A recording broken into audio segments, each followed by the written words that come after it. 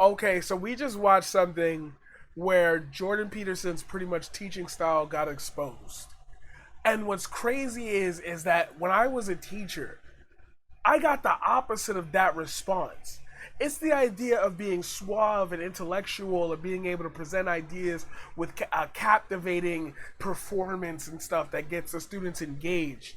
But like when you're pointing out flaws and you're trying to do it from a centrist perspective, what's crazy to me is like that's so easy for him to then hide his like sneak disses to the left and say we need to move more right and the left is going crazy and the left is like, but like for me, it's like I really let my students think for themselves. That like it's the same question I asked to Basa PJ and Globus the Elder. It's like you could take that in any direction, but it makes you ask yourself, is my answer consistent with who I am? I don't ask dumb questions and get dumb responses. Like, yo, that's crazy. Because that means, in effect, that I was teaching like the right way. They were engaged for the right reasons. I was doing a good job and I lost my job because of politics, because of school politics, because people wanted to make more money, save money for the company. They thought I was going to unionize or some shit. I was asking for too much. That's crazy. That's crazy. Good luck education. Good luck education, because y'all literally alienating so many teachers. You're alienating so many teachers that could get it done. We could really prep this fucking world, bro. We could really set up the next generation. We got it. We got the empathy and we got the knowledge. We not stupid. You gotta trust us. You gotta trust us. You're not trusting us. You're not trusting us. You're not doing it right. You're not doing it right. Of course, he's also stating a lot of personal opinions like they are facts, which his students and fans might not pick up on. But putting aside the fact that this is all based on a flawed perception of what a hierarchy is, or his weird conclusion that every hierarchy is the same shape, or that every hierarchy not only necessitates but also reflects competency, here's how Jordan finishes his thought. So the left can't just demolish the hierarchies in the name of some equality of outcome, let's say, because you blow out the future, you leave people aimless, and you destroy the very institutions that allow people to make competent progress in the world. That's not an acceptable outcome. So we have to agree to live with the tension. Necessity for hierarchies, the proclivity for them to pathologize, and the necessary voice of the left in speaking for the dispossessed. So his conclusion to all of this hierarchy talk is that we should do nothing. It's all just fine the way it is. How very, very convenient. So just to recap, using bad science, Jordan Peterson laid down this foundational idea that hierarchies, specifically every dominance hierarchy shaped like a pyramid, are rooted in our nature, ignoring the fact that more rigid and unequal hierarchies are actually artificial. And just because something is in nature doesn't mean it's good or necessary every time you see it. He then lumps in other artificial constructs like capitalism and the patriarchy into this broad concept of hierarchy, framing them as unmovable concepts we can't do anything about. He's a guy in medieval Europe confidently saying feudalism is good and natural, and we need it because the concept of hierarchies has existed since before dragons or whatever.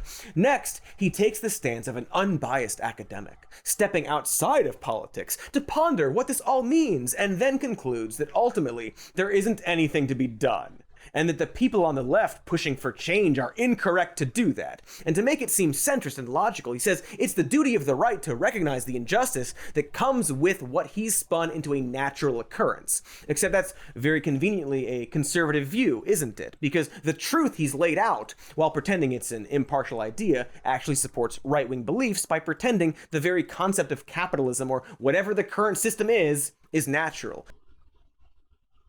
Who that sound like? Who that sound like? Bro, how many bodies do I have on this platform? How many bodies do I have on this platform? Has anybody beaten me in a debate? Has anybody made me show my ass? I think I literally have Hook's Play Hook's theme. Play Hook's theme. We're playing Hook's theme.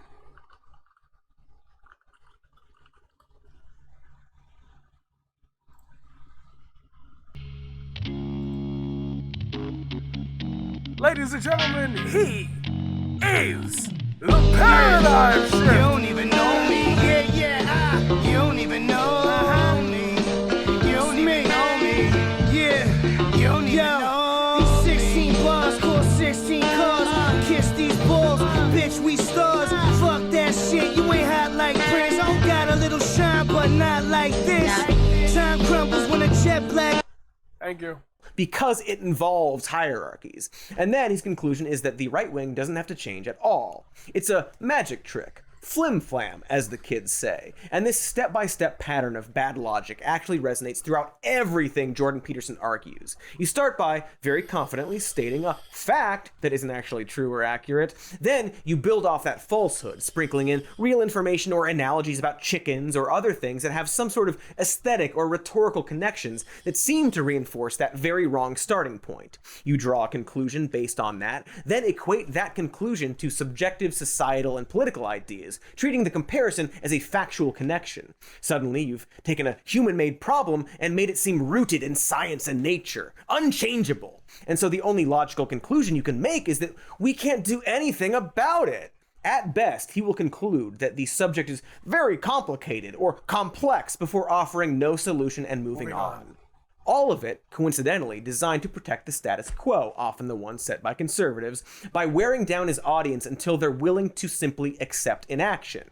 We'll call it the Peterson pattern, because PP, like a dick. It's honestly a very impressive technique that he uses for almost everything. But once you see it, you really can't unsee it. So, and the data on this is quite clear. It's like, and it's the same with private schools. The reason that people who go to private schools do better than people who go to public schools is because, generally speaking, the people who go into private schools are smarter.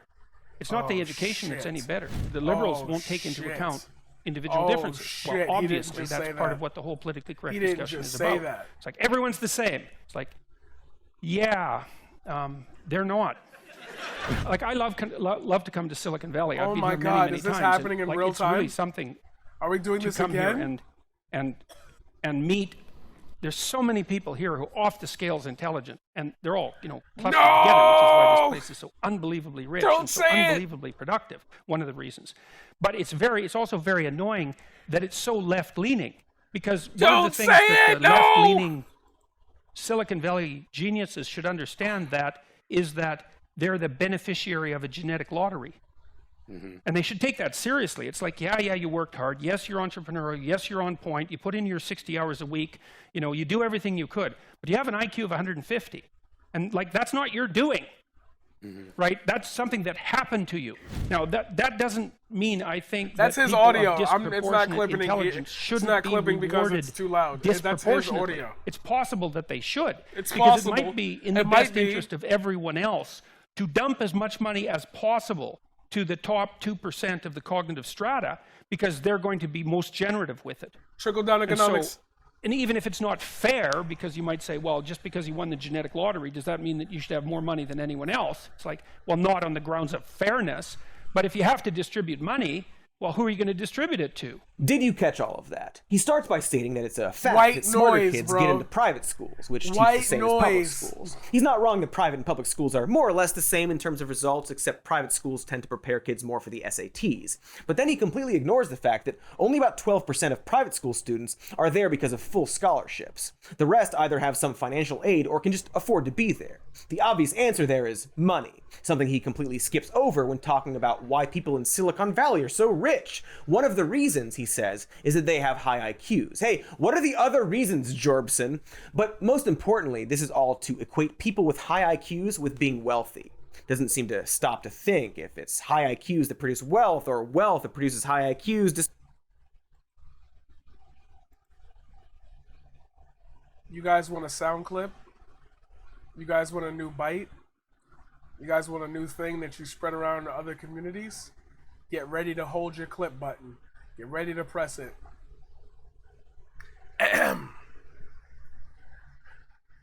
Bro, that shit is just genocide. What are you talking about?